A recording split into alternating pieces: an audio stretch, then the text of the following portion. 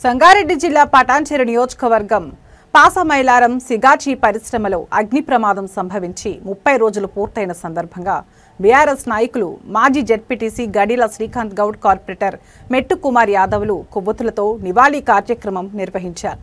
ఈ సందర్భంగా వారు మాట్లాడుతూ పాసమైలారం పారిశ్రామిక వాడలో అత్యంత విషాదం ఈ దుర్ఘటన అని తెలిపారు. ఒక అగ్ని ప్రమాదంలో 54 మంది మరణించడం పెద్ద సంఘటన అని, బీఆర్ఎస్ పార్టీ తరపున మరణించిన కార్మికులు, పరిశ్రమ స్టాఫ్కు నివాళులు అర్పిస్తున్నారని, వారి ఆత్మకు శాంతి చేకూరాలని తామంతా ప్రార్థిస్తున్నామని బీఆర్ఎస్ శ్రేణులు పేర్కొన్నాయి.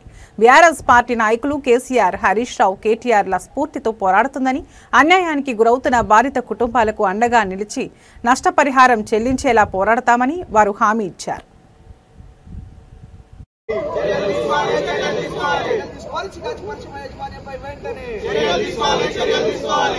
జై తెలంగాణ కుటుంబాలకు ₹1 వెంటనే, వృద్ధుల కుటుంబాలకు ₹1 నష్టపరిహారాన్ని వెంటనే.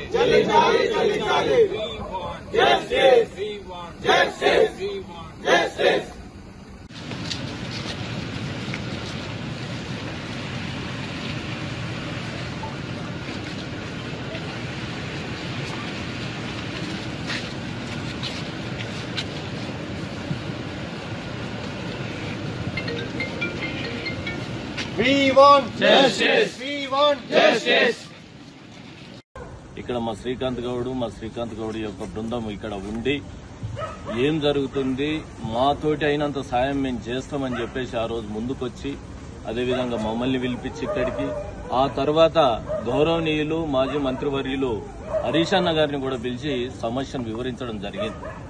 హరీష్ అన్న రావడం, ఫ్యాక్టరీని సందర్శించడం, ఎంతమంది చనిపోయారు, ఎంతమంది గాయపడ్డారు, ఎంతమంది క్షతగాత్రులయ్యారు, హాస్పిటల్ లోపల ఉన్నారని చెప్పేసి వాకప్ చేయడం, కలెక్టర్ గారిని అడగడం, తహసీల్దార్ని అడగడం, ఇవన్నీ తెలుసుకొని ఆ రోజు నుంచి ఈ రోజు వరకు కూడా మొన్ననే 2 రోజుల కిందట కూడా కలెక్టర్ గారిని కలవడం జరిగింది. హరీష్ అన్న గారి ఆధ్వర్యం లోపల న్యాయం చెయ్యాలి, బాధితులు చాలా ఇబ్బంది పడుతున్నారు. ఎందుకంటే 54 మంది చనిపోతే ఆగమేఘాల మీద రాష్ట్ర ముఖ్యమంత్రి రేవంత్ రెడ్డి వచ్చి ₹1 నష్టపరిహారం ఇస్తామని చెప్పేసి ఆ రోజు చెప్పడం జరిగింది. కానీ ఇయ్యాలటి వరకు చనిపోయిన వారికి కూడా ఆ 10 లక్షలు 15 లక్షలు అవి కూడా కరెక్ట్ గా అందలేవు.